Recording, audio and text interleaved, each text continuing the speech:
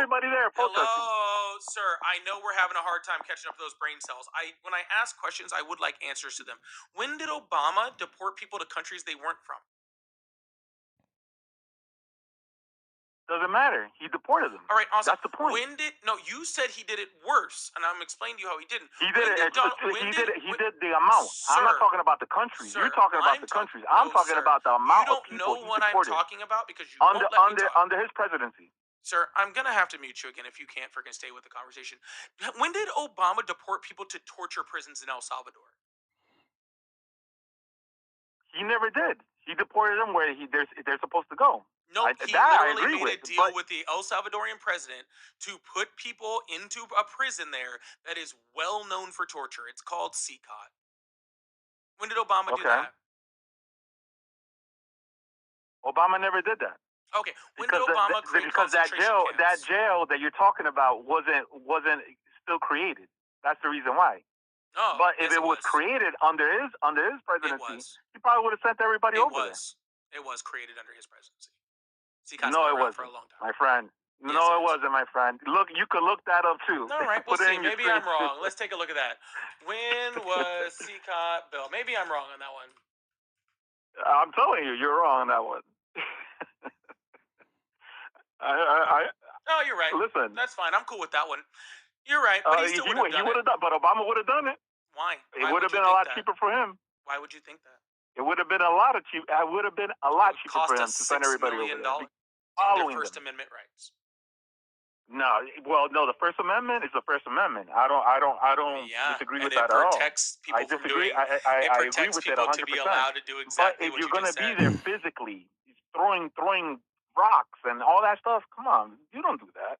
Oh, I don't agree with anybody throwing rocks, sir, but I also you're trying to block people. I'll just mute you again. Sir, don't want people to be throwing rocks, but I also don't want friggin' ICE mass agents to be pepper spraying children. Okay?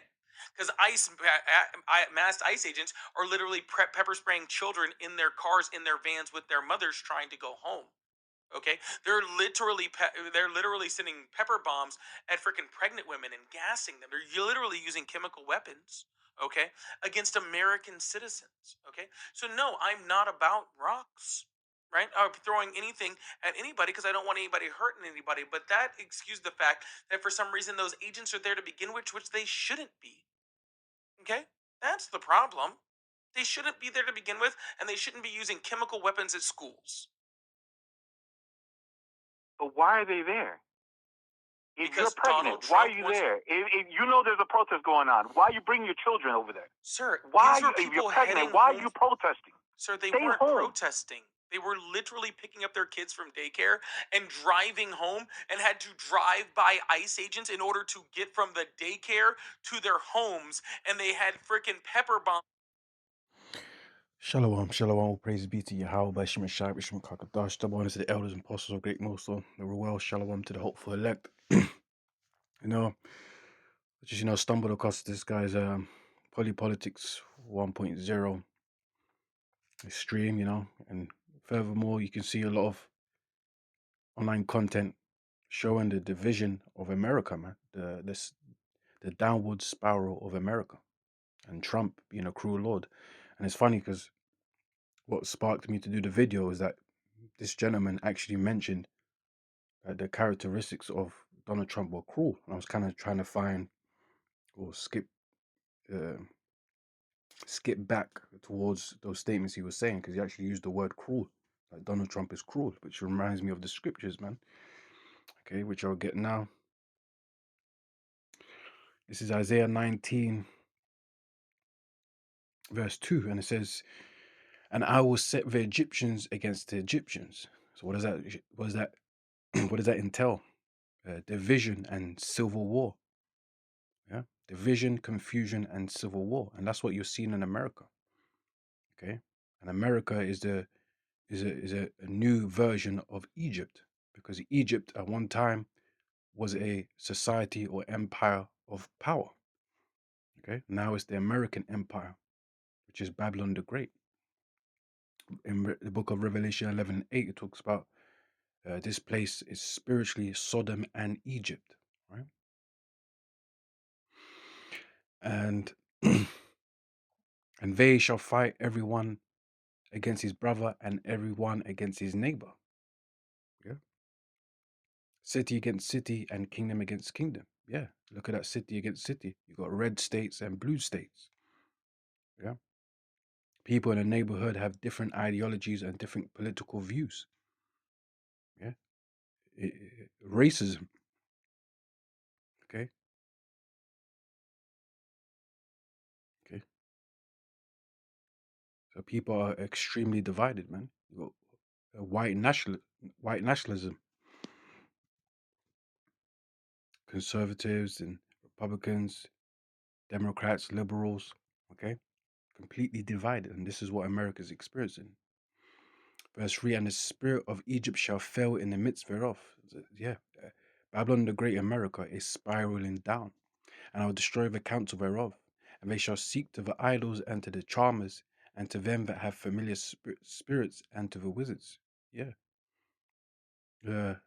Starting with these elites and these secret societies, they're going to be trying to push their, their new world agenda, if you know what I'm talking about, and look towards, demonic energies, dark arts, enchantments, as they showed on the WEF when they brought like a Brazilian shaman to do a demonic cough in the panel of these powerful head figures, in the World Economic Forum. That shows you that they look into what they seek to idols, charmers, familiar spirits, and wizards.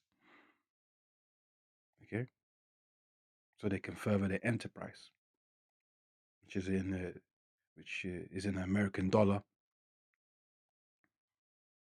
Yeah, and even in the dollar, they got the pyramid, the Egypt pyramid, Eye of Horus, and stuff like that. Shows you that they come into that same vibration of that dark magic of Egypt. Yeah? And Egypt also represents enslavement too, of what they've done to the so-called Negroes, Latinos, Native Americans, and Hispanics, the true Israelites. Verse 4, and the Egyptians will I give over into the hand of a cruel lord. And who's that cruel lord? Yeah, that's Donald Trump, man. Donald Trump is being a cruel leader, a cruel president. Vicious, man. Yeah. ICE with the immunity, bringing the National Guard to torture, unalive, and be a nuisance to their own public. Yeah.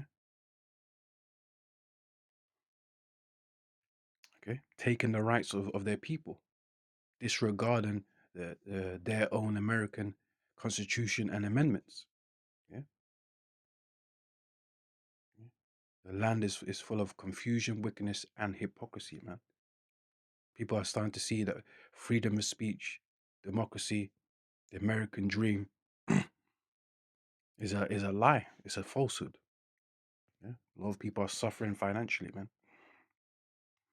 And a fierce king shall rule over them, saith the Lord of hosts. Yeah, and that's what they're experiencing. Mark 3 in verse 24 says, and if a kingdom be divided against itself, that kingdom cannot stand. Yeah, the division you're seeing in America, Babylon the Great America, is proof that it's on its last legs. It's about to collapse. Okay, and also that sign as well of America approaching its 250th anniversary, which has been mentioned that uh, the average duration of an empire is usually 250 years. So we're at the end, man. Verse 25, and if a house be divided against itself, that house cannot stand. And if Satan rise up against himself and be divided, he cannot stand but have an end. Yeah, and who's that? The children of Satan, Esau, Edom, the so-called white people, man, starting with the elites. So you got even YTs against YTs, yeah, within their own country, which has been happening a lot, through many years. All the different wars, Napoleon Wars, World War Ones and Two. Okay, And now the most recent now is what? America against Russia, man, and other accompany allies, man. Okay, so Esau against Esau. These are the end days that we're living in, man. Matthew 24, verse 3, then advance to verse 6. It says, and as he sat at the Mount of Olives, the disciples came unto him privately, saying, tell us when shall these things be, and what shall be the sign of thy coming and of the end of the world? And jump straight to verse 6. It says, and ye shall hear of wars and rumors of wars. That's what we're experiencing. Okay, we're in the midst of World War III, which is prophesied in the scriptures. See that ye be not troubled, for all these things must come to pass, but the end is not yet. So it's inevitable, the judgment that's coming. For nation shall rise against nation, and kingdom against kingdom, and there shall be famines and pestilences and earthquakes in diverse places. All these are the beginning of sorrows. So yeah, judgment is coming to the world, and judgment is coming specifically and most definitely to Babylon the Great, America, man.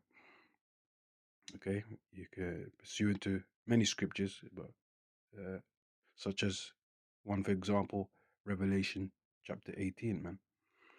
Okay, but yeah, there's division amongst America, division amongst the people, division amongst religion, ideologies, political views, yeah, race, and so forth. Immigration and so forth as well. Anyways, with that, all praises be to Yahweh, Bahashim Yahushai, B'Shem HaKadosh. Double honors to the elders and apostles of Great Most Honorable Well. Shalom to the elect of Israel. Shalom, shalom.